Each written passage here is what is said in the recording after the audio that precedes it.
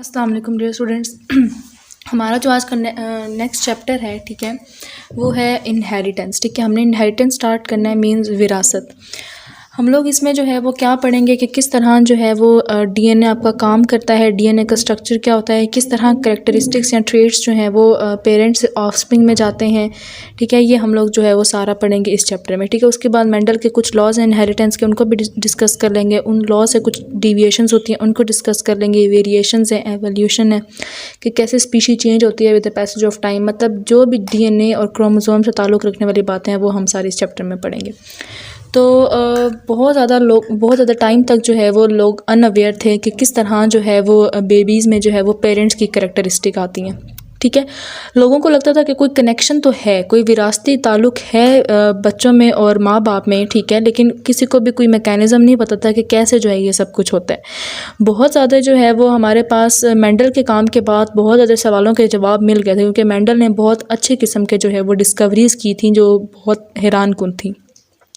उसने इनहेरिटेंस की जो है वो बुनियाद रखी थी। ठीक है, तो अगर हम लोग जो है वो सबसे पहले स्टडी करें इनहेरिटेंस के बारे में, तो इनहेरिटेंस में हम लोग जो है वो जीन पढ़ेंगे, डीएनए पढ़ेंगे, क्रोमोसोम के बारे में पढ़ेंगे। ठीक है, तो हम लोग सबसे पहले यहीं से स्टार्ट करते हैं। हम लोग इंट्रोडक्शन देख लेंगे जेनेटिक्स का।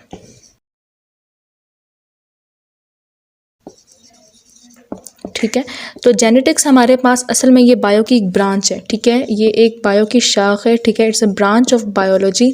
ठीक है, तो जिसमें हम लोग क्या डील करते हैं, जेनेटिक्स में हम लोग स्टडी करते हैं अबाउट द इनहेरिटेंस। जेनेटिक्स में हम लोग क्या स्टडी करते हैं, इनहेरिटेंस के बारे में, विरासत के बारे में ही हम सारा पढ़ेंगे। ठीक है, तो inheritance is study in genetics. Now what is inheritance? अगर इनहेरिटेंस क्या है, इनहेरिटेंस का मतलब है कि हम लोग कुछ ट्रेड्स होते हैं, कुछ खसूसियात होती हैं। ठीक है, कुछ करेक्टरिस्टिक्स होते हैं।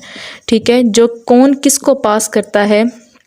Characteristics are pass from parents to offsprings. ठीक है, मींस उनके बेबीज़ के अंदर जो है वो विरासती जो है वो कुछ चीज़ें ट्रांसफ़र होती हैं। ठीक है, ये इनहेरिटेंस है। इनहेरिटेंस क्या है कि सम ट्रेड्स या some characteristics are passed from parents to their young ones या थ्रू ऑफस्प्रिंग।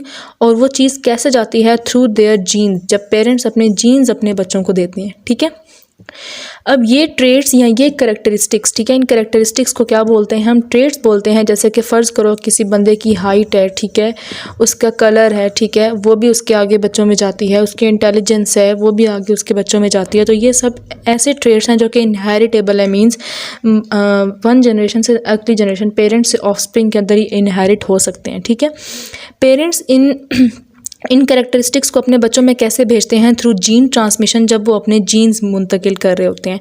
ठीक है, हर दोनों पेरेंट्स से इक्वल नंबर ऑफ क्रोमोसोम्स आते हैं। ठीक है, मींस 23, अगर हम ह्यूमन की बात करें तो 23 मेल देता है, 23 फीमेल देती है, जिसकी वजह से 46 नंबर ऑफ क्रोमोसोम्स टोटल जो है वो जाइगोट के अंदर आते हैं। ठीक है, हाफ दोनों देते हैं। ठीक है, जिसकी वजह से जाइगोट के अंदर जो है वो कंप्लीट हमारे पास फर्टिलाइजेशन में हो जाती है। ठीक है, इन क्रोमोसोम्स के ऊपर, ठीक है, ये जो क्रोमोसोम्स होते हैं, इन क्रोमोसोम के ऊपर क्या होते हैं, जीन्स होते हैं। ठीक है, जीन्स होते हैं, इन क्रोमोसोम के ऊपर क्या होते हैं, जीन्स होते हैं। तो gene is a part of chromosome. ठीक है, ओके,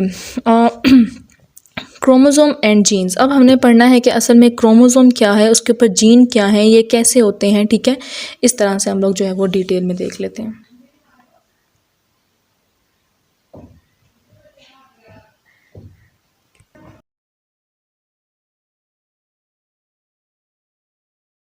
ओके स्टूडेंट्स, हमारा नेक्स्ट टॉपिक है क्रोमोसोम्स क्या होते हैं और जीन्स क्या होते हैं।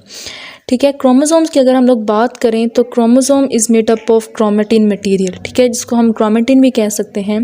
क्रोमेटिन क्या है, क्रोमेटिन असल में एक लूज थ्रेड लाइक स्ट्रक्चर होता है। ठीक है, जो डीएनए का बना हुआ होता है, डीएनए और प्रोटीन। ठीक है, पहले हमने क्या कहा कि पहले हमारे पास सबसे पहले हमारे पास होते हैं डीएनए। ठीक है, डीएनए प्लस प्रोटीन, ये हमारे पास डीएनए हेरिडिटरी मटेरियल है। ठीक है, डीएनए और प्रोटीन, डीएनए जो है ये प्रोटीन ऐसे होती है। ठीक है, और डीएनए इसके अराउंड क्या करता है, ऐसे रैप करता है। ठीक है, तो डीएनए और प्रोटीन ये दोनों मिलकर क्या बनाते हैं, क्रोमेटिन मटेरियल। ठीक है, इस तरह थ्रेड लाइक।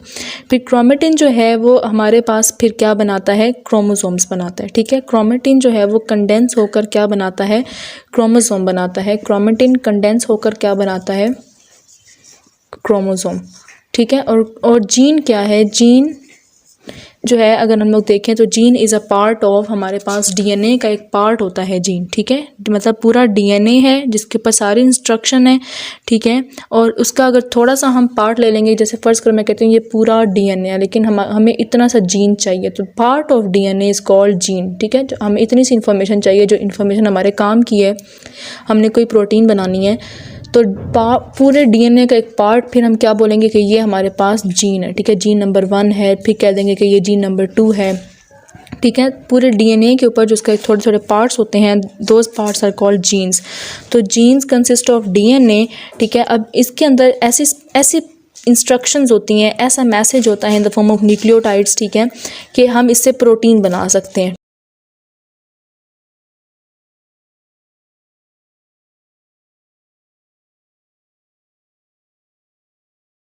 ठीक है। अब ये देखने के लिए कि कैसे जो है वो ये काम करता है तो हमें क्रोमोसोम्स को जो है वो डिटेल में स्टडी करना पड़ेगा, ठीक है। हमारे बॉडी के अंदर आप लोगों ने याद रखना है क्रोमोसोम नंबर कांस्टेंट होते हैं, ठीक है। हम ह्यूमंस की बात कर लेते हैं, और हमेशा जो 2 क्रोमोसोम्स होते हैं वो पेयर की फॉर्म में होते हैं और उस पेयर को बोलते हैं होमोलोगस क्रोमोसोम। जैसे फ़र्ज़ करो मैं कहती हूँ कि ये एक क्रोमोसोम है जो हमारे मेल फादर से आया है और ये दूसरा क्रोमोसोम है जो कहाँ से आया है, मदर से आया है, ठीक है।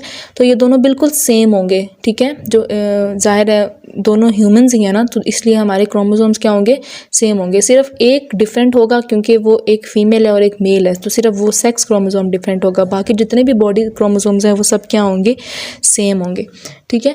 तो अब ये जो सेम क्रोमोसोम्स होते हैं इनको हम लोग बोलते हैं होमोलोगस क्रोमोसोम्स, ठीक है। क्या बोलते हैं, होमोलोगस क्रोमोसोम, ठीक है। ओके अब हमारे पास जो है ना, हमारे पास आपने याद रखना है कि टोटल 46 पेयर ऑफ क्रोमोसोम्स होते हैं, ठीक है। 46 पेयर ऑफ क्रोमोसोम्स होते हैं, लेकिन जो है वो जब मियोसिस होती है तो ये पेयर्स क्या हो जाते हैं, सेपरेट हो जाते हैं, ठीक है। यहाँ से ये चारों के चारों क्या हो जाएंगे, सेपरेट हो जाएंगे और 4 सेल्स बनेंगे। उन चारों के अंदर एक एक जो है ये क्रोमोसोम आएगा। आप लोगों ने 9th क्लास में मियोसिस 1 और मियोसिस 2 पढ़ा था। ओके स्टूडेंट्स, अब आपने याद रखना है कि ह्यूमंस के अंदर जो क्रोमोसोम्स होते हैं वो पेयर की फॉर्म में होते हैं। इन पेयर को हम बोलते हैं होमोलोगस क्रोमोसोम क्योंकि ये बिल्कुल सेम होते हैं, ठीक है। लेकिन मियोसिस के दौरान ये पेयर्स क्या हो जाते हैं, सेपरेट हो जाते हैं, ठीक है। और हर एक क्रोमोसोम एक एक गैमीट के अंदर क्या कर जाता है, एंटर कर जाता है, ठीक है। क्रोमोसोम की बात करें तो मैंने आपको पहले बताया कि chromosome is made up of chromatin material, और क्रोमेटिन किससे मिलकर बना हुआ होता है, chromatin complex material, it is made up of DNA and protein. Chromosome is made up of chromatin, chromatin is made up of DNA and protein. Chromosome is made up of chromatin, chromatin is made up of DNA and protein. 10 दफ़ा इस बात को दोहराएं क्योंकि ये बात बहुत important है, ठीक है। अब डीएनए जिस प्रोटीन के अराउंड रैप हुआ होता है, मैंने आप लोगों को अभी बताया है कि डीएनए जो है ये एक प्रोटीन है जिसके अराउंड रैप हुआ है, ठीक है। इस प्रोटीन का नाम भी है, इस प्रोटीन को हम कहते हैं इट इज़ हिस्टोन प्रोटीन, ठीक है। ये कौन सी प्रोटीन है, हिस्टोन प्रोटीन है, आपने याद रखना है, ठीक है। और जब डीएनए इसके अराउंड रैप होता है तो एक स्ट्रक्चर, इस स्ट्रक्चर को हम क्या कहते हैं, मीन्स डीएनए एंड प्रोटीन, इन दोनों को मिलाकर क्या कहा जाता है, इट इज़ कॉल्ड न्यूक्लियोसोम। क्या क्या क्या कहा जाता है, it is called as nucleosome, ठीक है। इसको न्यूक्लियोसोम्स कहते हैं, ठीक है। अब न्यूक्लियोसोम है, ठीक है। कुछ डीएनए ज़ाहिर है इस मतलब कि हमारे पास, अगर मैं थोड़ा सा इसको डिटेल वे में दिखाऊं, मतलब मैं कहती हूँ कि ये मेरे पास प्रोटीन है, ठीक है। ये मेरे पास नेक्स्ट प्रोटीन है, ये नेक्स्ट प्रोटीन है, ये नेक्स्ट प्रोटीन है। तो डीएनए क्या हुआ हुआ है, इस सारे प्रोटीन के अराउंड रैप हुआ हुआ है, ठीक है, इस तरह से। तो ये डीएनए और प्रोटीन, और ये डीएनए बिटवीन द प्रोटीन, ये डीएनए और प्रोटीन, ये डीएनए बिटवीन, ठीक है, ये जो दरमियान में आ रहा है, मतलब ये तो कहीं पे भी नहीं रैप हुआ हुआ ना, ये उनके दरमियान में आ रहा है, ठीक है। तो ये हमारे पास जो है वो एक पूरा स्ट्रक्चर बनता है, जैसे कि किसी स्ट्रिंग पर ऐसे हमने मोती जड़े हों, बीड्स ऑन अ स्ट्रिंग, ठीक है। फाइबर्स कंसिस्टिंग ऑफ न्यूक्लियोसोम्स, फिर ये सब पूरा स्ट्रक्चर जो है वो ऐसे कंडेंस करता है, और ऐसे कंडेंस करता करता करता करता ये पूरा इस तरह से क्या बना जाता है, एक क्रोमोसोम। ये पूरा इस तरह से फिर हमारे पास क्या बन जाता है, एक क्रोमोसोम बन जाता है।